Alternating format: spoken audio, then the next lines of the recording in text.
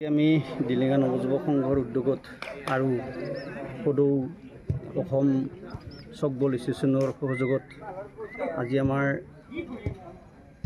ডিলিঙাত সদৌ অসম চকবল এছ'চিয়েশ্যনৰ খেলুৱৈসকলে এমাহ ধৰি আমাৰ ডিলিঙা নৱযুৱক সংঘৰ কাৰ্যালয়ত থাকি আমাৰ ইয়াত খেলপথাৰত প্ৰশিক্ষণ লৈছে আৰু এই প্ৰশিক্ষণত আমি তেওঁলোকৰ এমাহ জোৰা আমাৰ প্ৰশিক্ষণ আৰম্ভ হৈছে।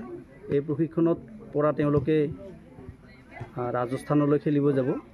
ৰাজস্থান খেলিব গ'লে আমাৰ অসমৰ যাতে সুনাম কঢ়িয়াই আনে তাৰ কাৰণে আমি সমূহ খেলুৱৈসকলক ধন্যবাদ জনাইছোঁ। লগতে এই যিটো চকবল খেলখন অতি সুন্দৰ আৰু এইকাৰণে সুন্দৰ, ইয়াত কোনো কাজিয়া বা পেচাল তেনেকুৱা ধৰণৰ খেলুৱৈৰ মাজত নহয়। এই চকবল খেলখনৰ দ্বাৰাই আমাৰ ল'ৰা ছোৱালীখিনি বহুতখিনি উপকৃত হ'ব। আমি আশা কৰিছোঁ এই চকবল অতি সোনকালে আমাৰ অসম চৰকাৰে আৰু BTR চৰকাৰে যাতে অতি সোনকালে আমাৰ এই ৰিকগনাইজ কৰে তাৰ কাৰণে আমি অনুৰোধ জনাইছোঁ। আৰু লগতে আমি অলিম্পিক সন্থাকৈ অনুৰোধ জনাইছোঁ যাতে এই গেমখন যাতে আমাৰ অতি সোনকালে ৰিকগনাইজ কৰে তাৰ কাৰণে আমি চৰকাৰৰ ওচৰত দাবী জনাইছোঁ। মিছ ৰঞ্জুমণি ৰাভা, মই কোকৰাঝাৰ কাৰিগাঁও বলামগুৰিৰ পৰা আহিছোঁ।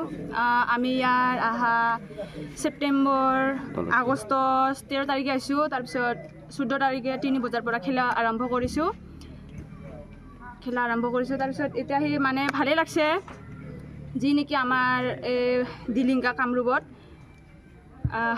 মানে গাঁৱৰ ৰাইজকেইটা যি মানে আমাক সহায় কৰিলে ভালে লাগছে আৰু একো অসুবিধা হোৱাও নাই, ভালে লাগছে। আৰু আমি আশা কৰোঁ আমাৰ নেকি যি ছেপ্টেম্বৰ মাহত 22, 23, 24, 25 গেম আছে, সকলোৱে জানে অসমবাসী ৰাইজসকল আমাক ছাপৰ্ট কৰিব, আশীৰ্বাদ কৰিব। এইখিনি কৈ মোৰ